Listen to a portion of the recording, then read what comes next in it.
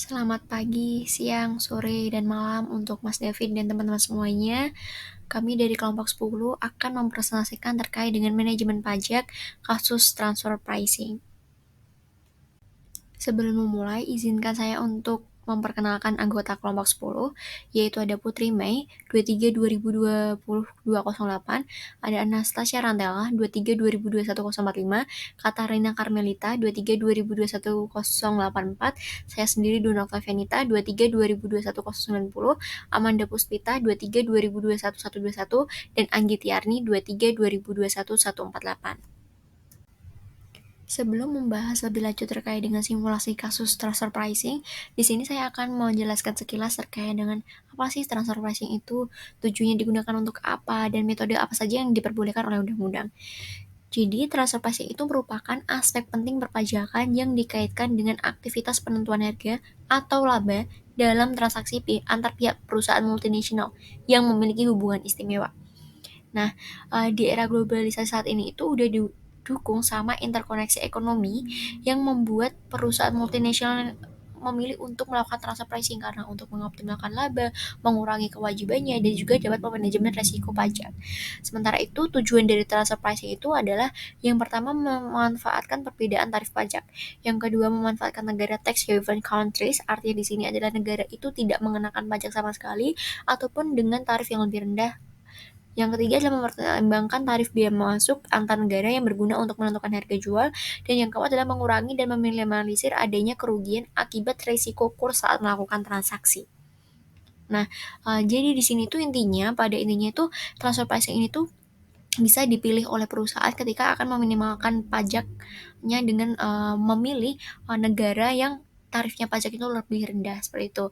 Nah, yang perlu ditekankan di sini, apakah penilaian terhadap harga yang sudah ditetapkan itu memenuhi kewajaran dan kelaziman usaha atau yang disebut dengan arm's length price. Selanjutnya ada metode transfer pricing.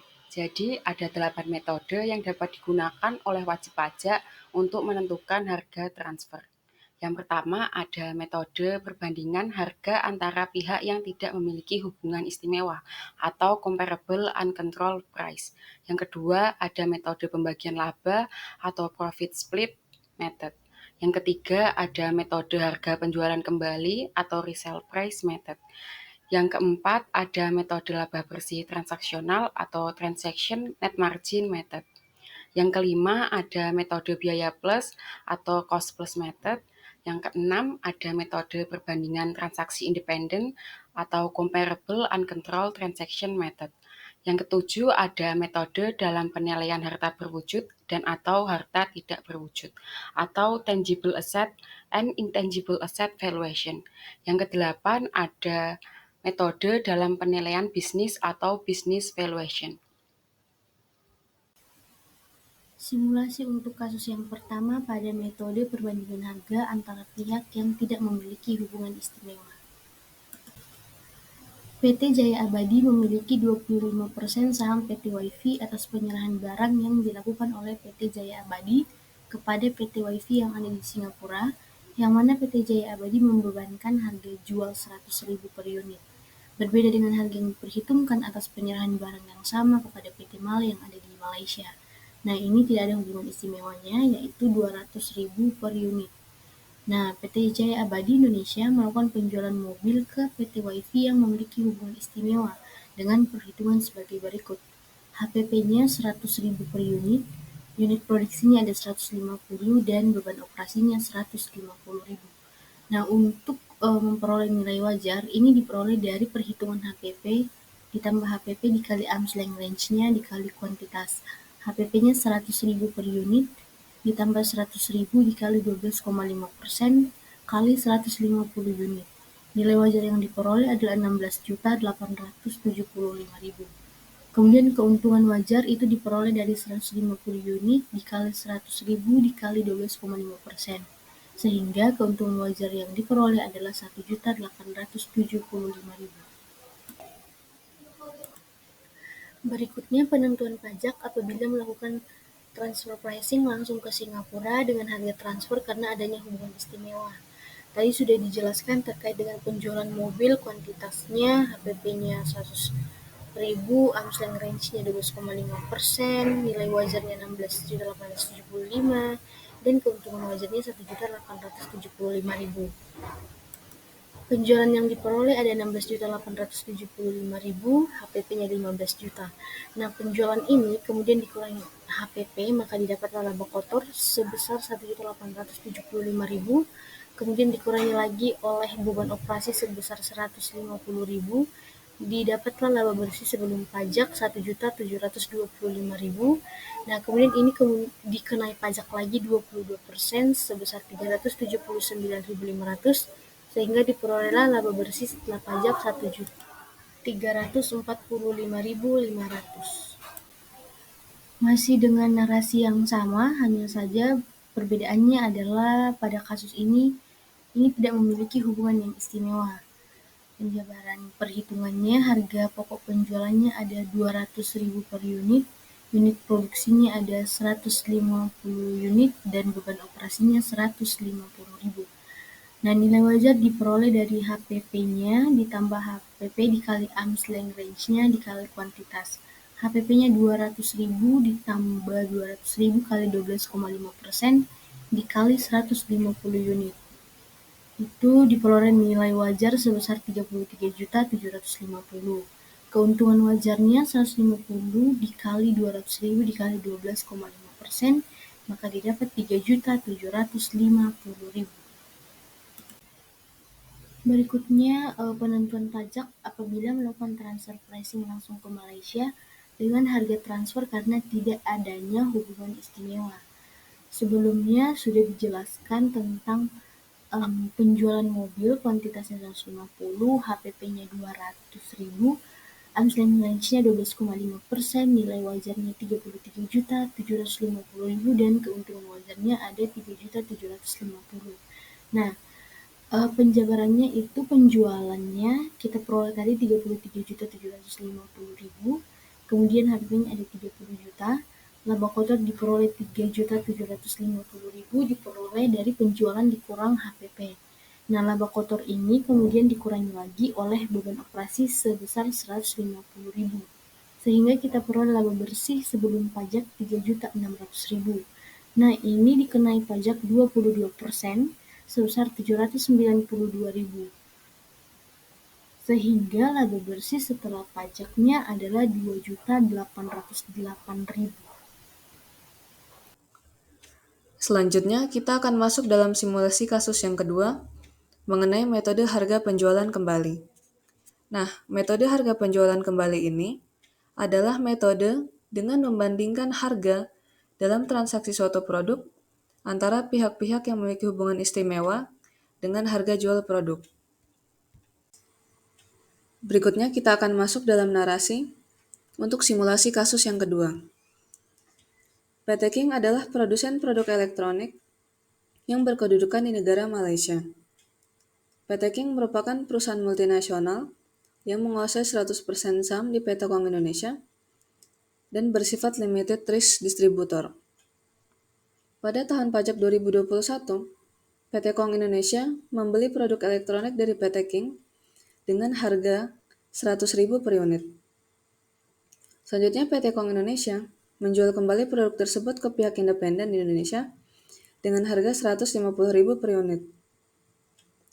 Selain menjual produk yang dibeli dari PT King, PT Kong Indonesia juga mengimpor barang sejenis dari produsen independen yang berkedudukan di negara Singapura dengan harga beli 90.000 per unit.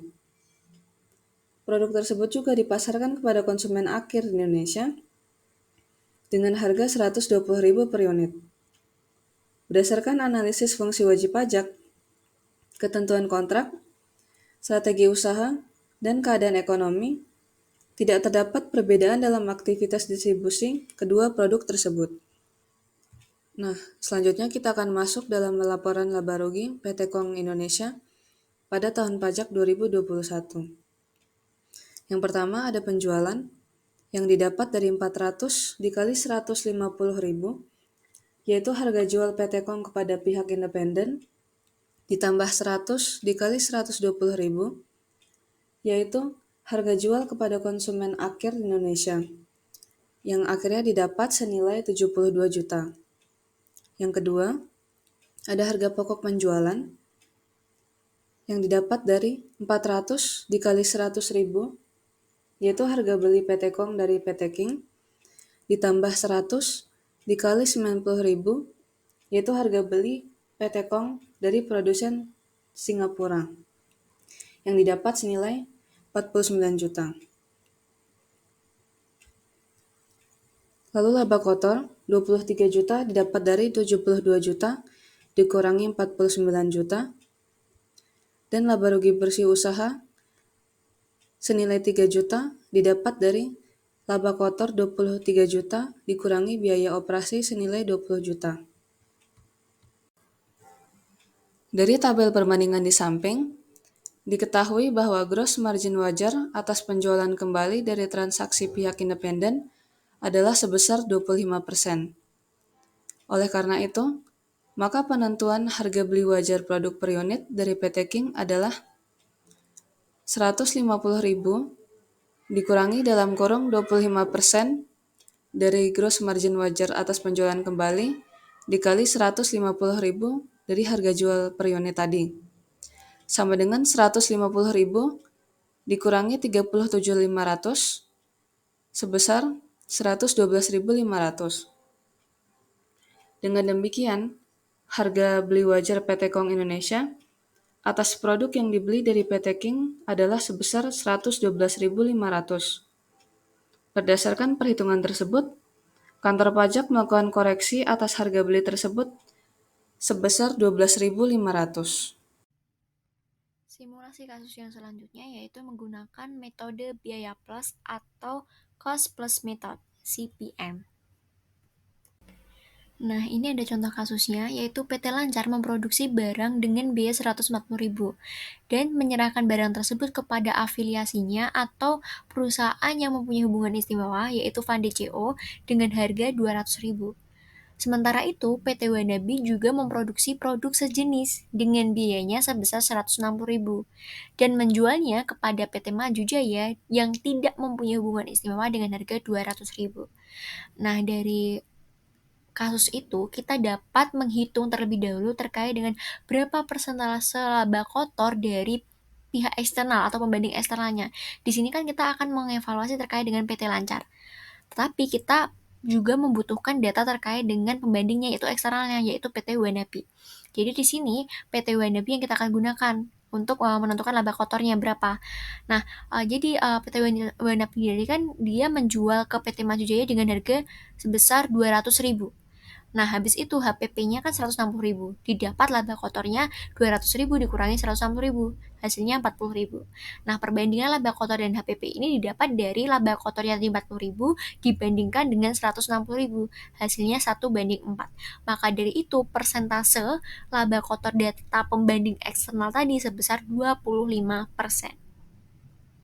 Dengan menggunakan metode biaya plus, kita tuh dapat menentukan apakah penjualan yang dilakukan oleh PT Lancar ke Fandi atau pembelian yang dilakukan oleh Fandi dari PT Lancar itu tuh menggunakan harga yang terlampau lebih mahal atau lebih murah.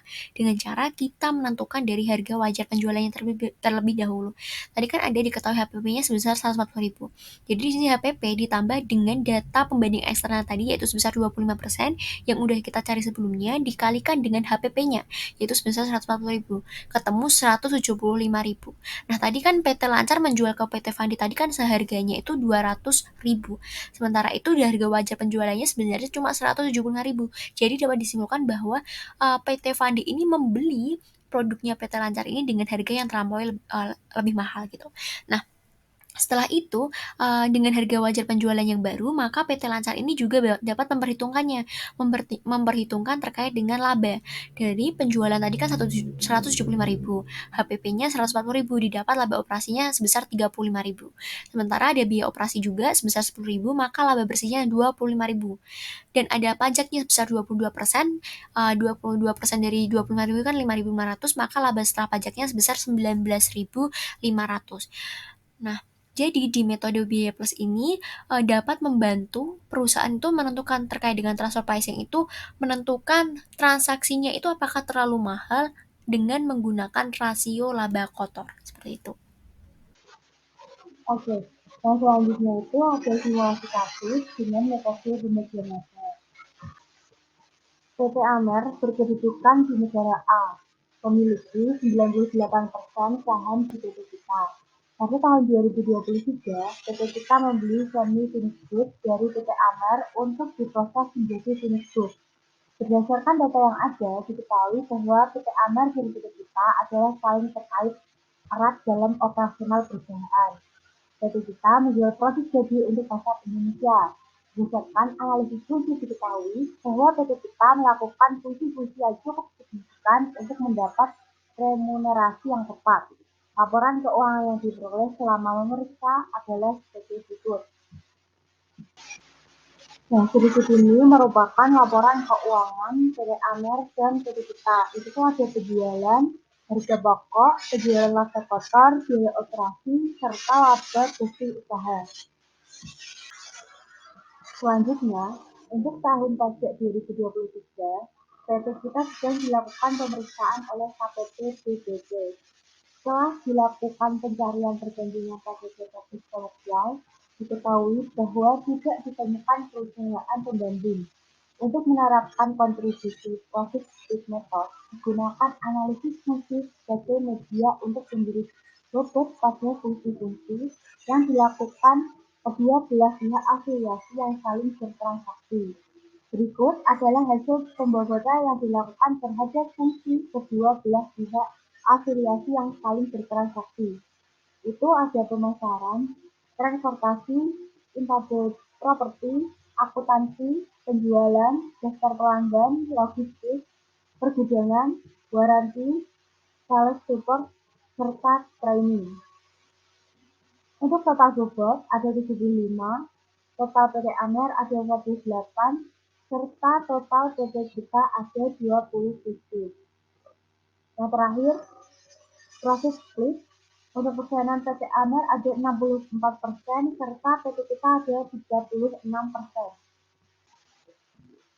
Net operating income PT Amer kita dapatkan tadi 20.000, net operating income kita 2.000. Jadi total net operating income itu 22.000. Selanjutnya net operating income PT Amer kita dapatkan tadi dari perhitungan 64%, kita kalikan dari total net operating income 22.000, mendapatkan hasil 14.080. Selanjutnya net operating income PT Kita sama kita kalikan juga 36%, kita kalikan dengan 22.000, mendapatkan hasil 7.920. Selanjutnya koreksi positif atas PT Kita net operating income yaitu 7.920 kita kurangkan dengan 2.000 mendapatkan hasil 5.920. Jadi, koreksi positif atas net operating income didistribusikan kepada transaksi afiliasi yang terjadi yaitu transaksi pembelian sehingga penyesuaian positif atas pembelian PT Kita yaitu 100.000 dikurangkan dengan 5.920 mendapatkan hasil 94.080. Berikutnya simulasi kasus untuk kasus yang kelima yaitu metode laba bersih transaksional. PT XYZ merupakan produsen obat-obatan yang menjual ke perusahaan grupnya atau afiliasi yang berada di negara Thailand dengan nama XYZ Pharma dan menggunakan merek XYZ Pharma. Dalam hal ini, XYZ Pharma hanya menjual produk PT XYZ, namun belakangan diketahui bahwa PT OPK juga menjual produk serupa dengan laba sebesar 10%. Diasumsikan bahwa harga pokok produksi obat-obatan tersebut sebesar 50 juta, dengan biaya operasional sebesar 15 juta, sehingga total biaya keseluruhan produksi menjadi 65 juta. Sesuai dengan margin laba PT OPK yang sebesar 10%, didapat harga transfer yang wajar sebesar 71.500.000 Berdasarkan perhitungan 10% dikali dengan 65 juta itu 6.500.000. Nah, 6.500.000 ini ditambah dengan 65 juta, maka diperolehlah 71.500.000 sebagai harga transfer yang wajar. Simulasi selanjutnya ada metode perbandingan transaksi independen.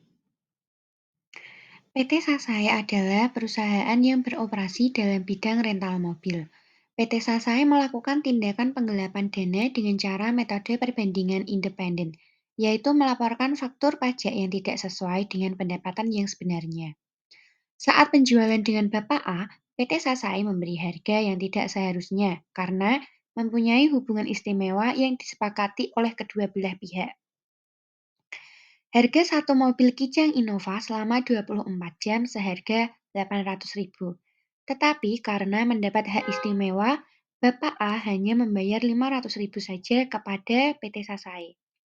Dan saat itu juga PT Sasai melakukan kerjasama dengan Bapak B. Dan Bapak B membayar penuh 800.000 karena tidak mempunyai hubungan istimewa dengan PT Sasai. Ini dilakukan agar PT Sasai dapat mengurangi pembayaran pajak dengan cara yang sudah dijelaskan pada transaksi di atas. PT Sasai mengurangi transaksi dengan Bapak A, dengan begitu penghasilan yang dilaporkan lebih rendah dan pembayaran pajak pun juga akan berkurang.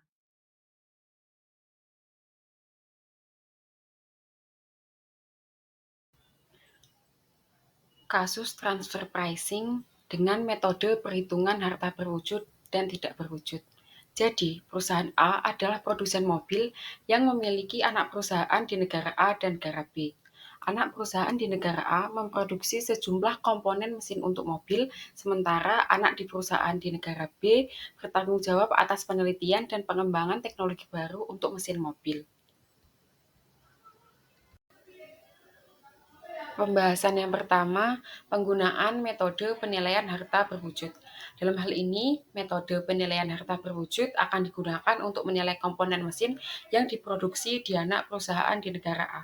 Tim transfer pricing harus mempertimbangkan biaya produksi, biaya bahan baku, dan biaya overhead untuk menetapkan harga jual dari komponen mesin ini kepada perusahaan induk.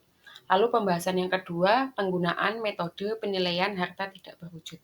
Metode ini akan diterapkan pada teknologi baru yang dikembangkan oleh anak perusahaan di negara B. Penilaian akan mempertimbangkan nilai ekonomi dari hak paten atau teknologi baru tersebut dan akan menetapkan nilai sewa atau royalti yang harus dibayarkan oleh anak perusahaan di negara A untuk menggunakan teknologi tersebut. Jadi dalam kedua kasus tersebut, tim transfer pricing harus memastikan bahwa penilaian aset berwujud dan tidak berwujud dilakukan dengan itikat baik dan didokumentasikan secara lengkap. Mereka juga harus memeriksa apakah nilai-nilai yang ditetapkan sesuai dengan standar pasar dan apakah transaksi tersebut mematuhi peraturan perpajakan yang berlaku di negara-negara terkait. Jika nilai penilaian atau harga yang ditetapkan terlalu rendah atau terlalu tinggi, hal ini dapat menimbulkan masalah dengan otoritas pajak dan mengakibatkan sanksi atau denda. Oleh karena itu, sangat penting bagi perusahaan untuk melakukan analisis transfer pricing dengan cermat dan mempertahankan dokumentasi yang kuat untuk mendukung kebijakan mereka. Simulasi kasus yang terakhir yaitu ada metode dalam penilaian bisnis. Contoh transfer pricing yang dilakukan dalam metode penilaian bisnis. Perusahaan A adalah produsen komponen mobil yang memiliki anak perusahaan di negara A dan negara B. Anak perusahaan di negara A menghasilkan komponen yang diperlukan oleh anak perusahaan di negara B untuk merakit mobil. Dalam kasus ini, perusahaan A ingin menentukan harga transfer yang wajar untuk komponen yang dikirim dari anak perusahaan di negara A ke anak perusahaan di negara B. Mereka memutuskan untuk menggunakan metode penilaian bisnis untuk menentukan harga transfer yang adil. Langkah-langkah yang digunakan dalam kasus ini melibatkan yang pertama yaitu ada penilaian bisnis.